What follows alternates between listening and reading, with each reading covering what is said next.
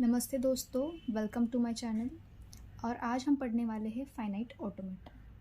तो video start करने से पहले मैं आपको बताना चाहूँगी कि जो कुछ मैं पढ़ाने वाली हूँ वो मुंबई यूनिवर्सिटी और पुणे यूनिवर्सिटी के अकॉर्डिंग है। तो इसी के साथ मैं आपको नोट्स भी प्रोवाइड करूँगी, इम्पॉर्टेंट क्वेश्चंस भी प्रोवाइड करूँगी और स्टेप बाय स्टेप एग्ज़ाम में कैसे लिखना है वो भी बताऊँगी। तो मैंने सुना कि बहुत स्टूडेंट इस सब्जेक्ट में स्ट्रगल कर रहे हैं, पर गाइस ये इतना हार्ड सब्जेक्ट नहीं है। एक बार इसका लॉजिक समझ में आ गया तो ये बहुत इजी है और इवन मुझे तो लगता है कि ये परसेंटेज बढ़ाने वाला सब्जेक्ट है। तो चलिए स्टार्ट करते हैं हमारा आज का वीडियो, जिसमें हम देखेंगे फाइनाइट ऑटोमेटा। तो चलिए स्टार्ट करते हैं फाइनाइट ऑटोमेटा के इंट्रोडक्शन से। तो बेसिकली फाइनाइट ऑटोमेटा के दो पार्ट्स हैं। पहला है फाइनाइट ऑटोमेटा विदाउट आउटपुट और फाइनाइट ऑटोमेटा विद आउटपुट। तो ये विदाउट आउटपुट और विद आउटपुट क्या है? तो जब हम मशीन्स ड्रॉ करेंगे, वो जब हम एग्जांपल लेंगे तब आपको समझेगा। तो जब हम मशीन्स ड्रॉ करेंगे तब कुछ मशीन्स आउटपुट प्रोवाइड करती हैं और कुछ मशीन्स आउटपुट प्रोवाइड नहीं करती। तो उन्हीं को कहा जाता है कि विदाउट आउटपुट और विद आउटपुट। तो पहले हम देखेंगे विदाउट आउटपुट, जिसमें 3 सब टाइप हैं। पहला है DFA, डिटर्मिनिस्टिक फाइनाइट ऑटोमेटा। दूसरा है NFA, non deterministic finite automata. और तीसरा है इप्सिलॉन NFA। और फाइनाइट ऑटोमेटा विद आउटपुट में आते हैं मूरे मशीन्स एंड मिले मशीन्स। तो पहले हम देखेंगे DFA, जो कि है डिटर्मिनिस्टिक फाइनाइट ऑटोमेटा। तो DFA is defined by 5 tuples. तो ये जो है इसको हम टपल्स बोलते हैं और ये बहुत ही इम्पॉर्टेंट है। जब हम प्रॉब्लम सॉल्व करेंगे तो हमको हर एक एग्जांपल में ये डिफाइन करना होता है और इनकी वैल्यूज़ लिखनी होती है। तो चलिए हम देखते हैं कि ये 5 टपल्स है क्या।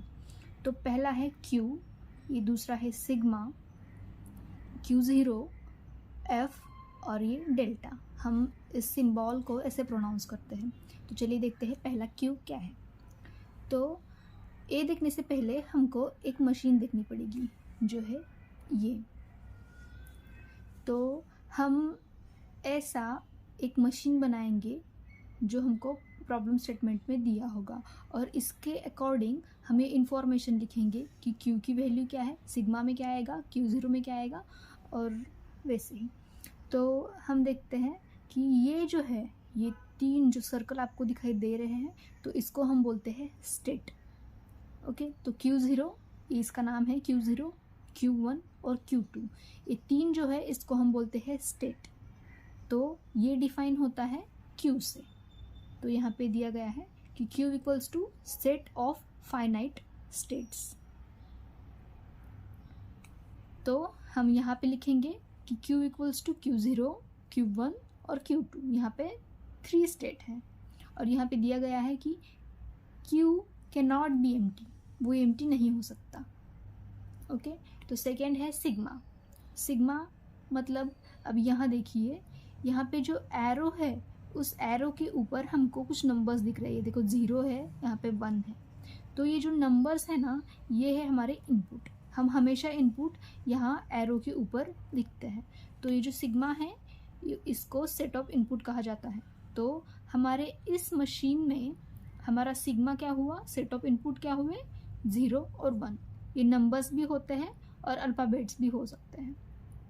जो थर्ड है वो है Q0। Q0 means initial state. Initial state means क्या, हमारा ये जो मशीन है वो कहाँ से स्टार्ट हुआ है, उसकी जो पहली स्टेट है वो पहली स्टेट कौन सी है। तो इसकी पहली स्टेट कौन सी है हमारे इस मशीन में? तो हमारी पहली स्टेट है जहाँ पे हमारा ये डायग्राम स्टार्ट हुआ है, ये है Q0। तो हमारा इस इनिशियल स्टेट की वैल्यू हुई Q0। तो ये देखिए यहाँ पे क्या है, can not empty, Q0 can not empty and not more than 1। ये एम्प्टी भी नहीं हो सकता और नॉट मोर देन 1, ये हमेशा एक ही रहेगा। ये सिर्फ DFA के लिए है। हाँ, तो ये फोर्थ है F means set of final state. Set of final state means क्या होता है, जहाँ पे हमारा मशीन एंड होता है।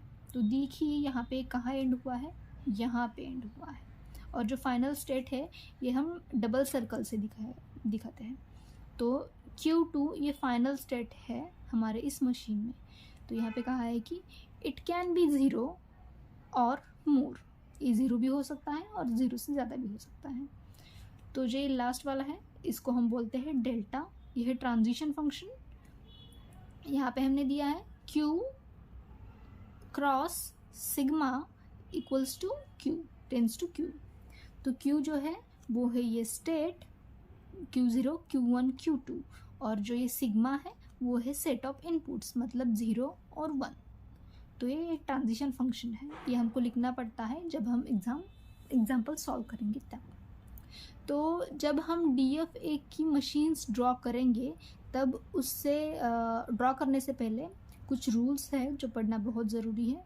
तो बेसिकली सिंपल 2 रूल्स है यहाँ पे। तो ये 2 रूल्स क्या है? जो रूल नंबर 1 है वो है कि देखिए ये हमारा स्टेट हुआ, Q0 हमारा स्टेट हुआ। तो Q0 स्टेट में से हमारे जितने भी इनपुट है, अब यहाँ पे सेट ऑफ इनपुट्स कितने हैं? 0 और 1, मतलब 2 इनपुट हुए। तो इस स्टेट में से 2 इनपुट निकलने चाहिए, 0 और 1। देखिए अब Q0 से यहाँ पे ये 0 निकला है और यहाँ से ये 1 निकला है। तो Q0 से 0 और 1 दोनों इनपुट आए हैं, मतलब ये रूल फॉलो हुआ है। अब Q1 की तरफ देखिए, Q1 से यहाँ पे ये 1 गया है और यहाँ से ये 0 गया है, तो दोनों इनपुट गए हैं, तो ये रूल्स को फॉलो करता है। देन ये Q2 में भी सेम 0 गया है और 1 भी गया है, तो ये भी इस रूल को फॉलो करता है। और जो दूसरा रूल है वो दूसरा रूल ये है कि एक स्टेट से हम जो इनपुट है वो बस एक बार ही भेज सकते हैं। मतलब ये 0 मैंने यहाँ पे भेजा है तो मैं और एक 0 यहाँ पे नहीं भेज सकती। मतलब एक स्टेट में से एक इनपुट बस एक बार ही जाएगा, ये 2 बार या 3 बार नहीं जाएगा। अच्छा, तो ये 2 रूल्स हैं जो समझने बहुत ज़रूरी है। जो पहला रूल था वो ये था कि जितने भी सेट ऑफ इनपुट है, 2 होंगे, 3 होंगे, कितने भी होंगे, जितने भी सेट ऑफ इनपुट्स है वो इस स्टेट में से निकलेंगे। और जो दूसरा रूल है वो रूल ये है कि हमारा जो स्टेट है उस स्टेट में से एक इनपुट बस एक बार ही निकलेगा। तो ये रूल्स ध्यान में रखिए। और आज के वीडियो के लिए बस इतना ही, और अगले वीडियो में हम DFA का एक प्रॉब्लम सॉल्व करेंगे। अगर आपको ये Q सिग्मा उतना नहीं समझा है फिर भी टेंशन मत लीजिए, क्योंकि जब हम एग्जाम्पल सॉल्व करेंगे तब हमको ये इजीली समझ जाएगा। तो चलिए इस वीडियो के लिए इतना ही, अगले वीडियो में हम सॉल्व करेंगे एक DFA का प्रॉब्लम। तब तक के लिए टाटा।